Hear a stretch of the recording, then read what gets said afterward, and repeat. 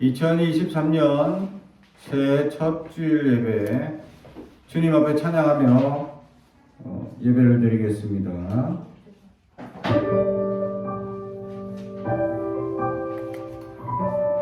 꽃들도 찬양합니다.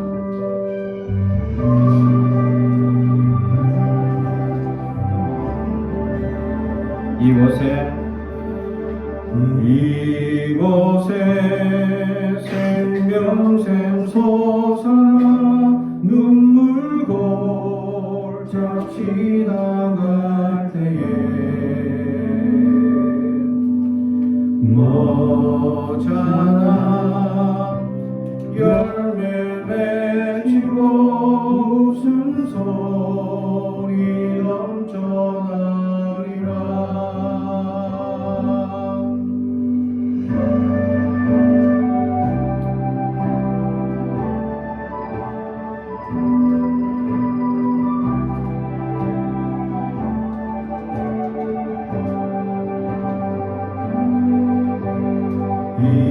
이곳에 생명샘 솟아나 눈물 골짝 지나갈 때에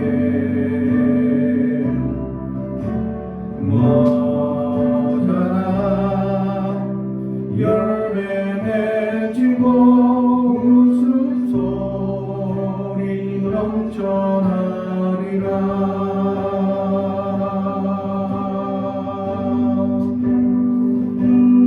꽃들도 구름도 바람도 넓은 바다도 찬양하라 찬양하라 예수를. 하늘을 울리며 노래해 나의 영혼아. 은혜의 주 은혜의 주 은혜의 주.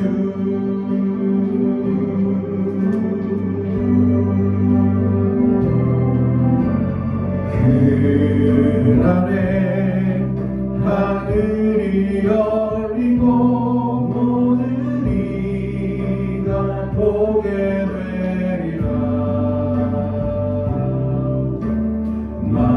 마침내 꽃들이 피고 영광의 주가 오시리라.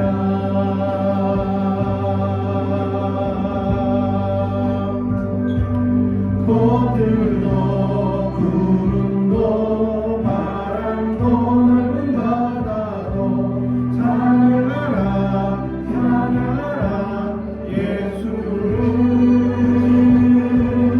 하늘을 울리며 노래해 나의 영혼아.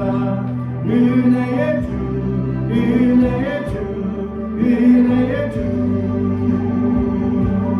꽃들도 구름도 바람도 넓은 바다도 찬양하라 찬양하라 예수를. 하늘을 울리며 노래해 나의 영혼아. 은혜의 주 은혜의 주 은혜의 주. 꽃들도 구름도 바람도 넓은 바다도 찬양하라 찬양하라 예수를. 하늘을 울리며 노래해 나의 영혼아. 은혜의 주 은혜의 주 은혜의 주.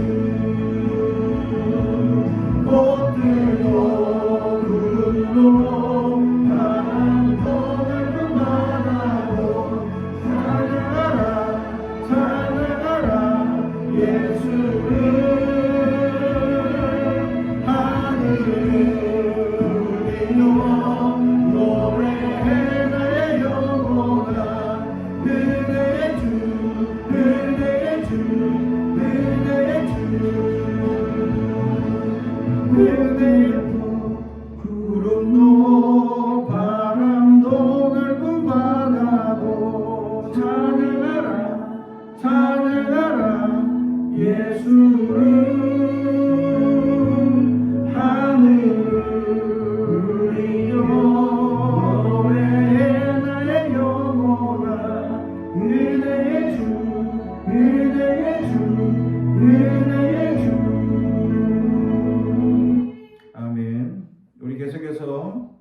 시간을 뚫고 찬양합니다.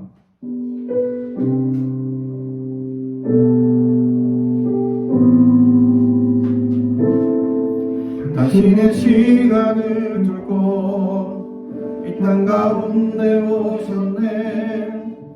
우리 없는 하늘 원치 않아 우리 삶에 오셨네. 자신의 평안 버리고 우리에게 평안 주셨네.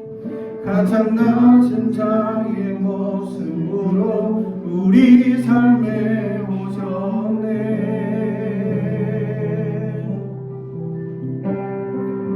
하나님 우리와 영원히 함께 하시네. 꿈 없는 우리에게 그 나라 보여주시네.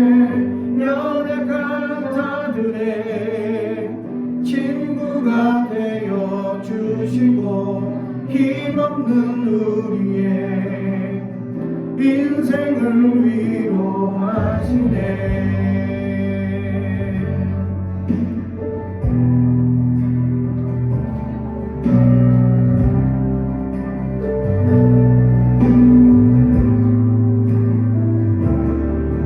당신의 시간을 듣고 이 땅 가운데 오셨네. 우리 없는 하늘 원치 않아 우리 삶에 오셨네. 자신의 평안 버리고 우리에게 평안 주셨네. 가장 낮은 자의 모습으로 우리 삶에 오셨네.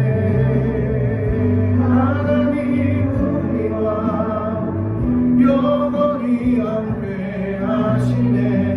힘없는 우리에게 그 나라 보여주시네. 연약한 자들의 친구가 되어 주시고 힘없는 우리의 인생을 위로하시네.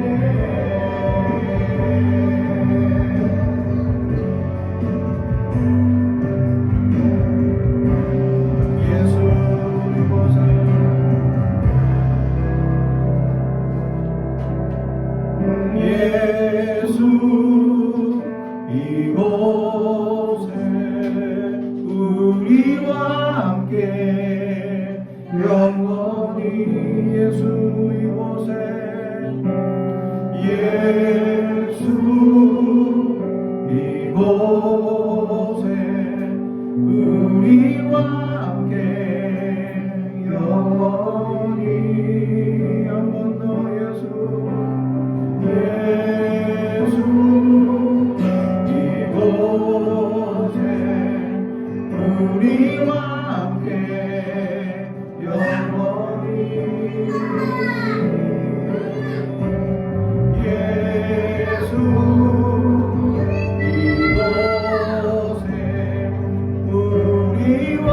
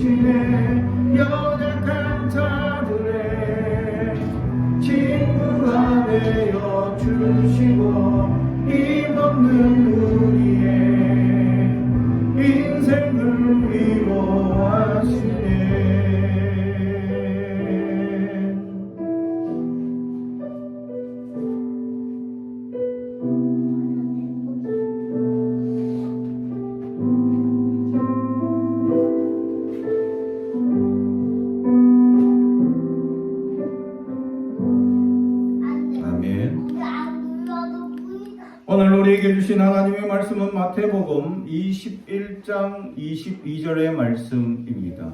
마태복음 21장 22절의 말씀입니다.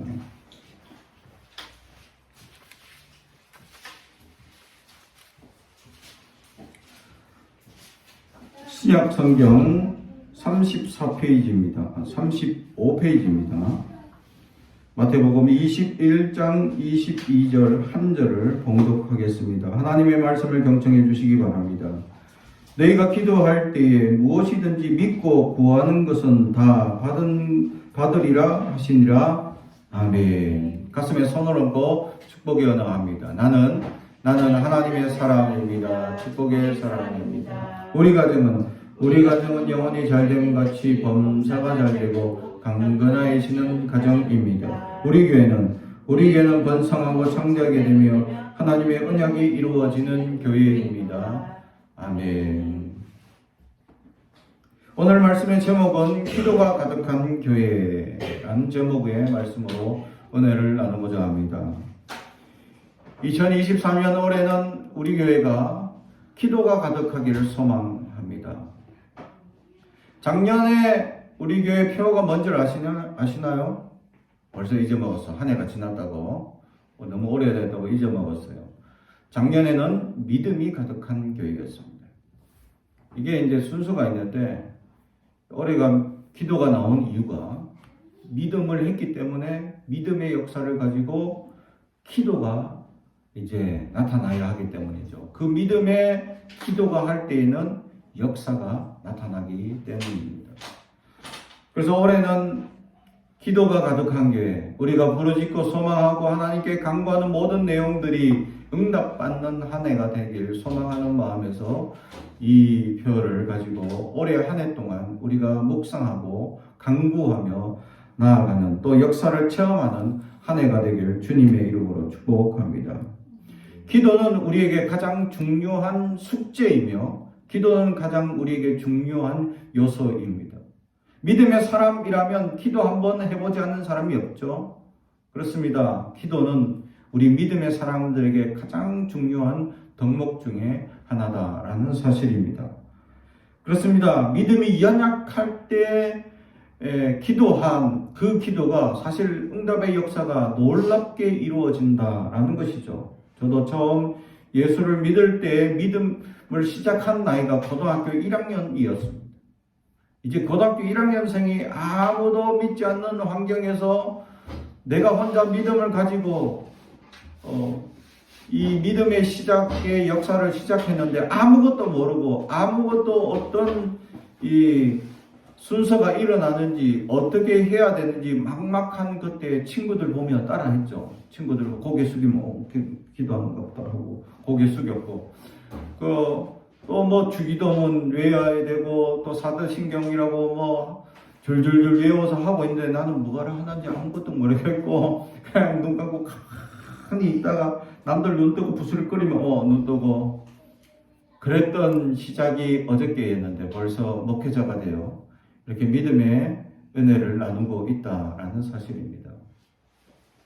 그때 내가 믿음을 가지고 제일 많이 했던 게 뭐냐? 기도였습니다. 왜냐하면 나에게 믿음이 제일 먼저 필요했기 때문에 기도의 첫 번째 제목은 믿음이었다라는 거죠. 그래서 믿음을 위해서 믿음을 달라고 그렇게 기도를 했습니다. 그 믿음을 위해서 기도했더니 하나님께서 기적과 역사를 베풀어 주셔서 믿음이 어마어마하게 급성장하는 역사를 경험하게 됩니다. 하나님의 기적도 체험하고 하나님의 응답도 체험하고 하나님의 만져주심도 체험하고 하나님을 직접 만나는 역사도 체험합니다. 하나님 앞에 그때는 간구하는 대로 다 들어주십니다. 그러다가 믿음의 역사를 이루고 난 다음에 하나님께 간구하는데 제일 먼저 이 하나님을 만나고 나니까 얼마나 기쁘고 감사가 넘치는지 이 기쁜 소식을 제일 먼저 누구에게 전할까 하니까 부모님에게 전해야 되겠다라는 결단이 있었는 거죠. 부모님이 믿지 않았기 때문입니다. 그래서 제가 부모님을 위해서 그렇게 기도했는데 부모님은 내가 교회 다니는 것만으로도 박해를 하던 시기였습니다. 지금부터 몇 년 전이죠. 벌써 30년이 넘었죠. 그 전에 이 한국 사회에서는 아직 이제 경제 개발 단계 수준에 머물러 있는 나라였기 때문에 이렇게 이제 넉넉한 가정도 아니었고 하다 보니 이 아들이 자꾸 밖으로만 나돌아다니는 그런 느낌을 드는 부모 입장에서는 걱정이 많았었겠죠. 근데 저는 딴 데 다닌 것이 아니라 오직 교회만 다닌 겁니다. 그러니까 부모님께서는 나돌아다니긴 하는데 교회를 다니니까 이걸 혼내야 되나 말아야 되냐 살짝 갈등하면서, 근데 이제 제가 교회 생활 할 때는 요즘처럼 이게 저녁 기도회가 요즘 없지만 그때는 저녁 기도회가 있었어요. 마치고 나면 밤 10시에 집에 들어갑니다. 그렇게 기도하고 집에 들어갔을 때 부모님은 왜 이렇게 늦게 오냐고 막 혼을 내셨어요.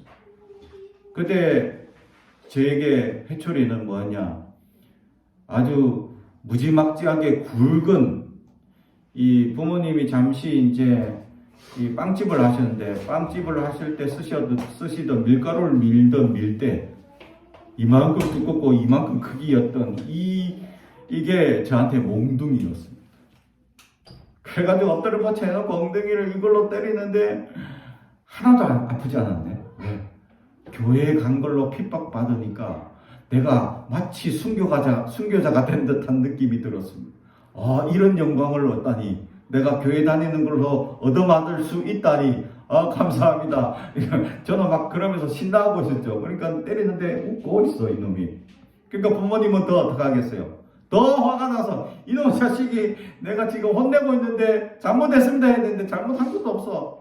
그래서 교회에서 밥을 주겠네 하고 때렸을 때 밥 주던데요. 그러니까 돈이 나오더냐 하면 돈도 주던데요. 그러니까 부모님이 할 말이 없으셔. 몇 대 때리고 이게 이제 부모님도 아셨죠. 이게 크고 두꺼우니까 너무 많이 때렸다간 애 잡을 수도 있고 하나밖에 없는 아들 힘들게 할 수도 있으니까 적당히 때리시고는 내 방으로 보내셨죠. 그래서 이제 막 허벅지가 막 그렇게 물들어가지고 멍들어 있었을 때 어머니가 와가지고 우시면서 교회 안 다니면 안 되겠니? 이렇게 맞아가면서 꼭 다니면 되겠니? 하면서 막 이렇게 약을 안티프라멘 약을 발라주시던 기억이 아직도 있었습니다.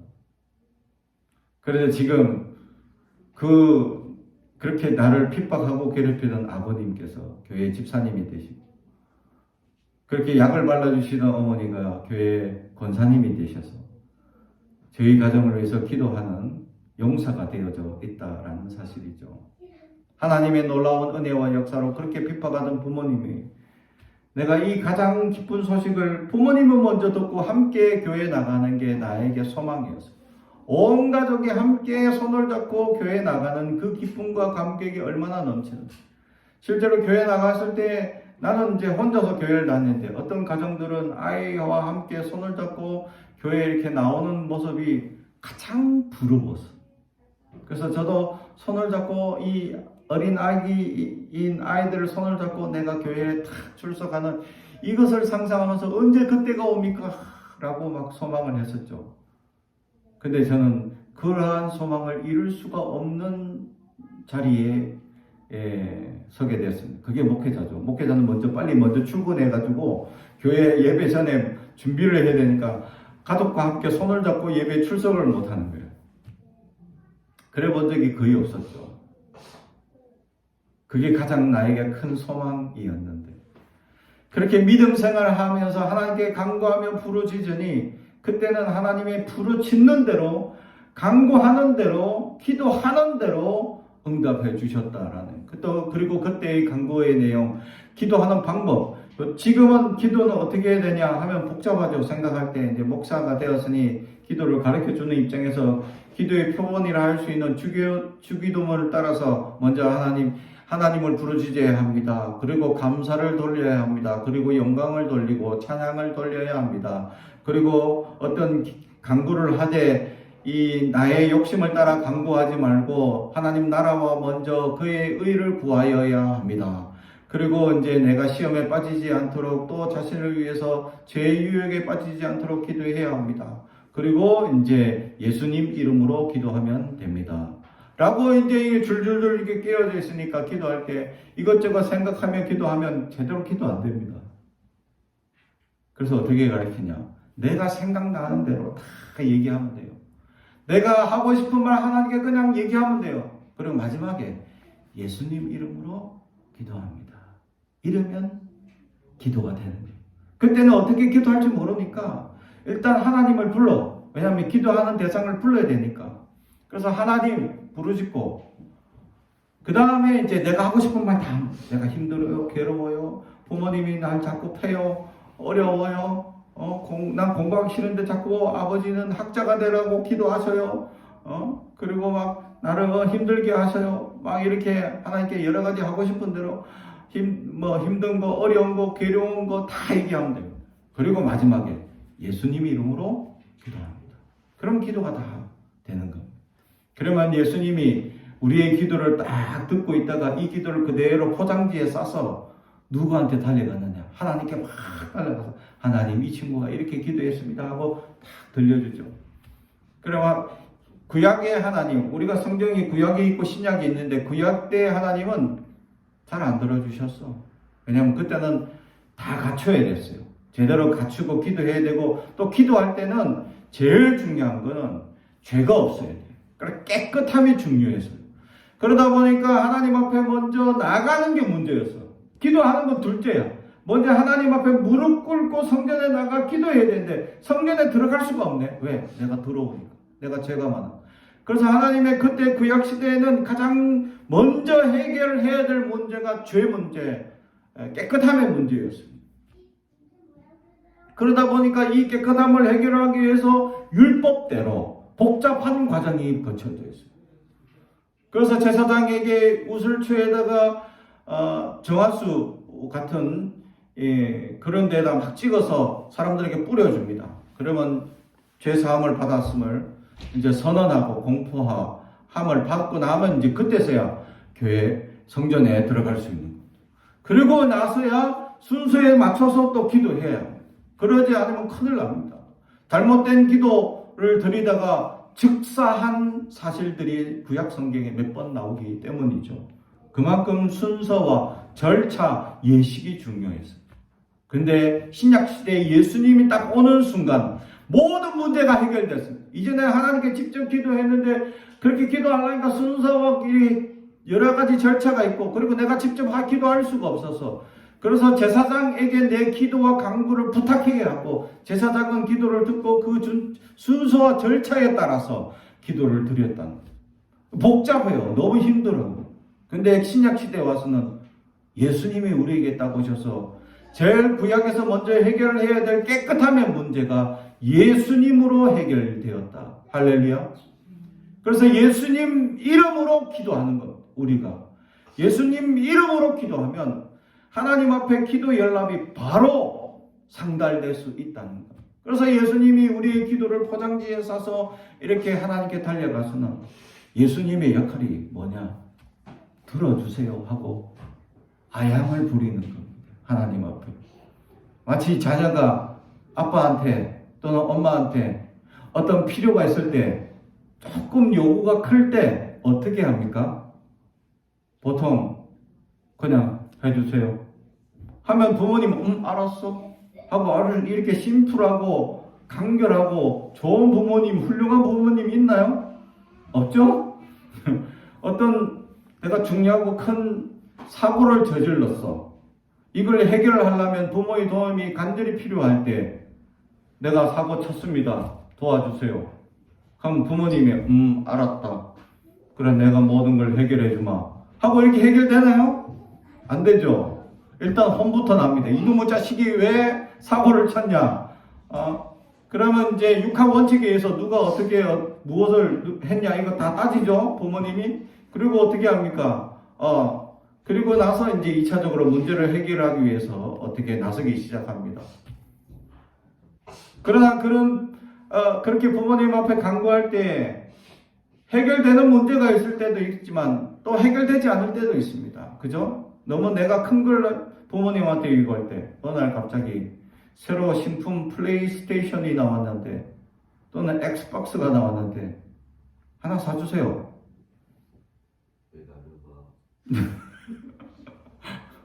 그러면 부모님은 아주 심플하게 그래 뭐 그것 좀 사주지. 아버지 요즘 핸드폰이 요렇게 접기도 하고 요렇게 접기도 하는 폰이 나왔는데 하나 사주시죠.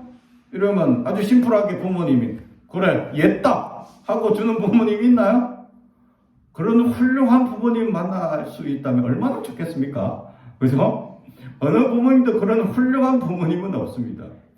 아니면 돈이 있더라도 자녀의 경제적 이 가치를 가르치기 위해서라도 그냥 옛다 여기 있다 이렇게 주는 부모 없어요. 네가 그것이 왜 필요한지에 대해서 어필을 하도록 요구를 하죠, 부모가. 사실은 내가 핸드폰이 어떻게 해서 고장이 나는데 이제 더 이상 쓸 수 없고 지난 과거 동안 내가 이걸 4년을 썼습니다. 이제 더 이상 운명을 달리했으니 새로운 아이를 영접하기를 원합니다. 그런데 이 영접할 때 요렇게 접히고 요렇게 접히는 것으로 하면 얼마나 좋겠습니까? 라고 이제 강구를 해야 되겠죠? 부탁을 합니다. 그러면 부모가 들어보고 내가 유노하노라 하고 이렇게 들어주는 부모가 과연 얼마나 있을까? 없다는 겁니다. 어떻게 해야 되죠? 그렇게 강구를 하고 부탁을 하고 호소를 해도 경제적 이게 이렇게 접히고 이렇게 접히는 폰을 어떻게 합니까? 가격이 보통 100만 원 이상 또는 이렇게 접히는 거는 200만 원 이상 하더라고요. 그래서 부모님도 못 들고 있는 폰을 자녀에게 냅다 여기 있다 하고 이렇게 줄 부모가 과연 있냐 이거죠. 없다는 거죠. 실제로 쉽지 않은 거죠. 그리고 이거 우리 아들의 친구를 보니까 이렇게 접히는 최신 폰을 들고 다니다가 계속 부실당해. 학교에서 친구가 그렇게 가져가는 경우를 경험한 거죠. 물론 가져간 사람을 잡아가지고 이제 다시 보상을 받고 했지만 이게 이제 새 폰이다 보니까 자꾸 도둑을 맞아 친구가. 그게 힘들어. 그래 이런 여러 가지 상황을 고려해서 새 폰보다는 이제 조금 이제 저렴한 폰으로 학생 때는 아직 그런 걸 써야 한다. 또 경제적 가치를 가르치기 위해서 또 그런 여러 가지 환경을 위해서 가르치기 위해서 그렇게 이제 중재를 하는 거죠. 근데 하나님 아버지는 그런 거 안 통합니다. 필요 없습니다. 아주 심플하십니다. 하나님 주세요 하면 예다. 할렐루야. 할렐루야. 이게 하나님 아버지예요. 육신의 부모님들은 경제적인 상황과 환경과 이 모든 것을 따집니다. 또 사고와 가치를 따집니다.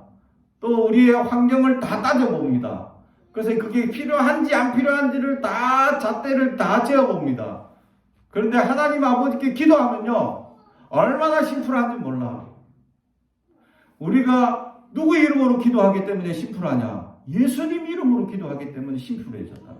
왜냐하면 내가 한 10% 아양을 부린 걸로 기도하면 예수님은 하나님께 90% 아양을 부립니다. 내 나머지 아양을 다 부리신 거예요.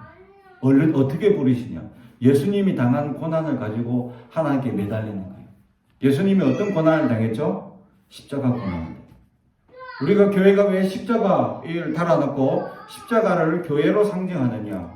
예수님이 여기에 달려 돌아가셨기 때문에 손에 옷을 벗기고 다리에 못을 벗기고 머리에 가시관을 쓰고 옆구리에 창이 찔려서 피가 토해지는 그런 피가 마르는 것으로 죽음을 당했다라는 사실이죠. 그 고통을 왜 당하셨냐? 우리의 모든 죄를 감당하기 위해서. 구약의 문제였던 깨끗함의 문제는 죄의 문제였는데 이 죄의 문제를 해결하기 위해서는 목숨과 목숨을 바꿔야 했습니다. 그래서 예배 전에 무엇을 해야 되냐? 속죄제라는 제사를 드려야 되는데 내 죄를 양이나 염소에게 머리를 얹어서 기도하는데 어떻게 내 모든 죄를 이 염소에게 이양합니다 라고 기도합니다. 그러면 제사장이 죄를 이양받은 이 염소를 어떻게 하냐? 바로 죽여야 합니다. 죄는 피를 흘려야 해결되기 때문이죠. 근데 이 죄의 문제의 피를 예수 그리스도께서 단번에 해결해 주셨다라는 사실입니다. 할렐루야. 그래서 이 죄의 문제가 해결된 우리에게 예수님은 어떻게 나가느냐? 우리는 그냥 말로만 하나님 도와주세요 라고 기도했는데 예수님은 하나님께 아버지가 나를 이렇게 피 흘려 나 피 아파요 아직도 이러면 아버지는 어떻게 괜찮아 이제 온 인류를 구하기 위해서 내가 너 좀 십자가 놔뒀더니 많이 아팠어? 너무 아파요 아버지 이러면서 우리가 간구한대요. 그러니까 이 기도 좀 들어주세요 이렇게 가는 거예요. 그러면 아버지가 어떨까? 내가 좀 많이 괴롭혔지 우리 아들. 십자가에 내가 많이 괴롭혔지. 아마 눈물 흘리면서 그래 들어줄게. 할렐루야. 그렇습니다. 우리는 하나님 앞에 고난이 없어. 하나님의 기도한다고 뭐 공로도 없어. 들어줄 조건은 하나도 없어. 근데 누구의 이름으로?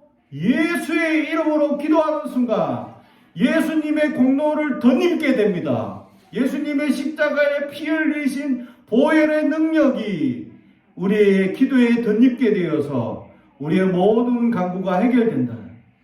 그래서 예수님은 하나님께 지금도 나갑니다. 사람들이 많이 기도하는 이 내용 내 이름으로 기도했는데 아직도 이 팔이 아파. 손이 아파요. 다리가 아파. 옆구리가 너무 아프네. 이렇게 하면 하나님이 내가 다 들어줄게. 라며 들어주신다. 할렐루야. 그러므로 예수님의 이름으로 기도하면 아주 심플하게 하나님은 들어주신다. 그러므로 하나님 앞에 무엇이든지 오늘 성경도 분명히 우리에게 말씀합니다. 너희가 기도할 때 무엇이든지 믿고 구하는 것은 다 받으리라. 믿고 구하면 그렇게 들어주실 줄 믿습니다. 내 공로가 아니에요. 내가 뭘 하나님께 잘해서 이 응답을 받는 게 아닙니다. 내가 능력이 뛰어나서 내가 착해서 받는 거 아무것도 없습니다. 여러분 얼마나 착합니까? 지난 한 해 돌아보면 부모님을 속이고 거짓말하고 부모님께 배신한 게 얼마나 많습니까? 이 자리에 한번 밝혀보겠습니다. 나는 한 번도 부모님께 거짓말 안 했다. 자랑스럽게 손 들어주세요. 착하잖아 우리 아이들. 아무도 없네. 이거 어떻게 됐지? 그러면 당당하게 다시 한 번 더. 나는 부모님께 한 번도 속상하게 만든 적이 없습니다. 나는 이런 효녀입니다. 당당하게 손 들어보세요. 과연 어제만 해도 싸우던데 누구랑 큰 소리로 아무도 없습니다. 그죠? 부모님 앞에 당당할 사람 아무도 없어요. 큰 소리 칠 사람도 없습니다. 어른인 저도 저희 부모님께 당당하지 못합니다. 늘 부르자죠. 그래서 우리가 공로를 덜입을 건 아무것도 없습니다. 특히 하나님 아버지께 공로를 따져봅시다. 내가 하나님 작년에 내가 기도 열심히 했고 교회 열심히 다녔고 뭔가 하나님 앞에 은혜를 받았고 상을 받을 만한 일들을 많이 했어요 하고 할 수 있나요? 아니야. 교회 가자마자 선물 받았네. 와우 좋았어. 컵 잘 쓰고 있어요? 안 들고 왔어? 까먹고? 그럼 어디 있는 거예요? 유아실에 있어요? 그 컵인데 아주 큰 컵인데. 그러니까 교회 가니까 선물을 주고 공로로 하나님께 따져볼 일을 따져보면 아무것도 없어요. 그런데 우리가 누구의 이름으로 기도하냐? 예수님 이름으로 기도하면 예수님께서 우리의 간구를 모든 내용을 들으시고 응답해 주신다. 근데 조건이 하나 딱 있어요. 딱 조건 하나는 따집니다. 그게 뭐냐? 믿음대로. 할렐루야. 내가 믿습니다 하는 마음. 내가 이걸 기도하면 들어주실 줄 믿습니다 하는 마음. 그 마음이 있어야 한다 라는 것이죠. 그렇습니다. 주님께서 우리에게 요구하신 것은 믿음이었습니다. 그래서 믿음대로 구하면 역사가 나타난다는 구절들을 우리에게 많은 말씀을 통해서 말씀하십니다. 심지어는 겨자씨만한 믿음만 있으면 산을 옮긴다라고 말씀합니다. 겨자씨 우리가 먹는 겨자 알아요? 겨자 소스? 그 겨자 소스를 만드는 씨는 얼마나 하냐면 볼펜으로 점을 하나 툭 찍으면 나오는 씨앗입니다. 이게 겨자 씨를 비유한 이유는 세상의 씨 중에서 가장 작다는 의미예요. 깨보다 더 작아, 씨앗이. 그래서 정말 이 작은 씨앗이 나중에 나무가 된다. 근데 큰 나무는 아니에요. 요만한 1m 떴는데 1m 50 정도 되는 이제 작은 나무지만 거기에 새들도 깃들고 나타난다는 거죠. 근데 이 조그만 겨자씨만한 믿음이 내가 점을 하나 톡 찍은 만큼 믿음만 있어도 산이 옮겨진대. 할렐루야. 그렇다면 우리가 날마다 이 산을 못 옮기죠? 여러분 산 바뀌는 거 한번 보셨어요? 그렇게 기도하시는 분들 보긴 저는 봤어요. 실제로 어느 마을에 할머니가 이게 늘 산이 갈려가지고 이게 햇빛이 안 들어. 이게 남쪽인데 이게 산에 갈려서 겨자씨만한 믿음만 있다면 저 산도 옮긴다 했으니까 할머니가 기도하신 거야 진짜로. 그래서 문을 딱 열어봤지 기도하고 그 다음날 옮겼을까? 안 옮겼지. 당연히 안 옮겼지. 그럼 뭐라고 하셨을까? 역시 이러면 믿음이 있다는 거예요? 없다는 거예요? 없다는 거지. 그래서 교회 가서 목사님께 내가 기도를 그렇게 했는데 역시나 산에 안 옮기더라. 이것은 그냥 거짓말 아니냐 하니까 역시나? 권사님 역시나? 그럼 믿음 없이 기도하셨네. 아멘 하고 기도하셔야 합니다. 믿음 가지고 기도하세요. 하니까 내가 믿음이 없었구나 깨닫고 믿음 가지고 기도하기 시작하셨습니다. 그랬더니 어느 날 산이 없어졌어. 실제로. 왜? 도로가 났어. 도로가 뚫리면서 산이 없어진. 그러면서 햇빛이 쫙 들어오기 시작. 그걸 보면서 할머니가 이 기도가 겨자씨만한 기도가 믿음이라는 기도가 얼마나 중요한지. 믿음 없이 기도하는 것이 아니라 믿음을 가지고 기도하면 역사가 나타난다. 근데 겨자씨만한 점 하나 톡 찍은 만한 믿음만 있다면 우리에게 역사가 나타난다 라고 말씀합니다. 그래서 우리에게 첫 번째 필요한 것이 믿음이에요. 그래서 믿음에 대해서 우리가 지난 한 해 동안에 믿음이 가득한 교회라고 주제를 가지고 믿음에 대한 이야기를 끊임없이 나누었습니다. 사랑하는 성도 여러분, 우리에게 믿음이 있다면 놀라운 역사의 시작이 된다라는 사실을 오늘 성경은 우리에게 가르쳐주고 있다라는 것입니다. 두 번째는 모든 것을 간구하라라는 것입니다. 아버지 하나님께 모든 것을 간구할 수 있어야 합니다. 이제 믿음의 단계가 깊어지면 사실 모든 것 좀 힘듭니다. 왜냐하면 먼저 그의 나라와 의를 구해야 하는 덕목 때문이죠. 그 믿음이 깊어지면 모든 게 사실 간구하기 어렵습니다. 그러나 믿음이 처음 시작하는 사람들에게는 모든 게 가능하다. 실제로 저도 모든 게 가능하다라는 것을 처음 믿을 때 그냥 이것저것 막 간구해서 필요한 대로 내가 지금 당장 필요한 대로 필요 요소들이 너무 많았기 때문에 이것도 주시고 저것도 주시고 기도했는데 다 들어주시고 할렐루야. 그죠? 그걸 잘하는 사람이 우리 집에 또 한 사람 있죠. 우리 첫째 딸. 기도하는 대로 다 들어주시지 않습니까? 할렐루야. 그렇습니다. 고등학교 때 어느 날 갑자기 학원을 보내달라고 울고불고 다들 학원 다니는데 나는 왜 학원 안 보내주세요 라고 막 울던 우리 딸. 그래 기도하자. 기도하면 하나님 들어주시지 않겠냐. 그래 기도하면서 간구하니까 어느 학원 선생님이 1년 동안 공짜로 한 달에 100만 원이 넘는 학원비를 그냥 무료로 공부를 해서 대학을 갔어요. 할렐루야. 믿음의 역사가 기도하면 나타나더라 라는 것을 우리는 체험하며 살아가고 있습니다. 지금도 하나님께 기도하면 무엇이든지 간구하면 하나님의 역사가 나타나고 이루어진다 라는 사실을 경험하게 될 줄로 믿습니다. 사랑하는 성도 여러분, 우리는 하나님께 그렇게 간구하며 부르짖고 나아갈 수 있는 자들이 될 수 있기를 주님의 이름으로 축복합니다.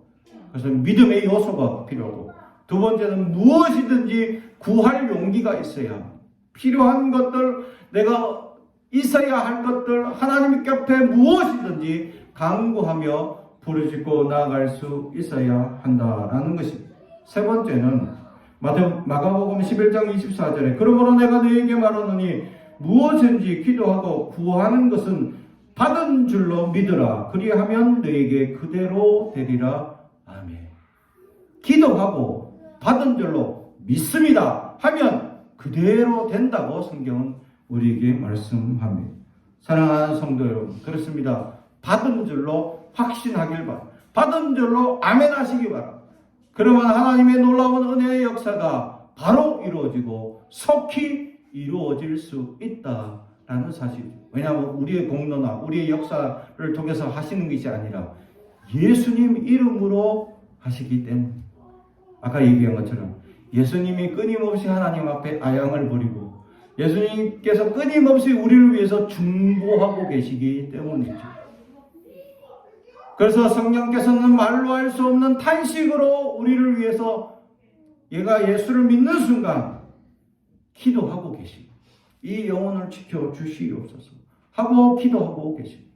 사랑하는 성도 여러분, 그러한 은혜를 경험할 수 있길 주님의 이름으로 축복합니다. 무엇인지 받은 줄로 이미 주신 것으로 확신하고 믿고 구할 때 놀라운 역사가 나타날 줄로 믿습니다. 그래야 2023년 올해에 하나님께 무엇이든지 간구하고 믿음으로 구하고 하나님의 놀라운 역사를 경험할 수 있는 저와 여러분이 되길 주님의 이름으로 축복합니다. 기도하겠습니다. 사랑 가운데 가져가신 아버지 하나님 감사합니다. 하나님 오늘도 주님 앞에 간구하며 나아갑니다. 우리에게 기도를 더하게 하여 주옵소서. 하나님께 부르짖게 하시고 우리가 부르짖고 간구하는 모든 내용들이 이루어질 수 있도록 역사하여 주시옵소서. 감사드리며 예수님의 이름으로 기도드리옵나이다. 아멘.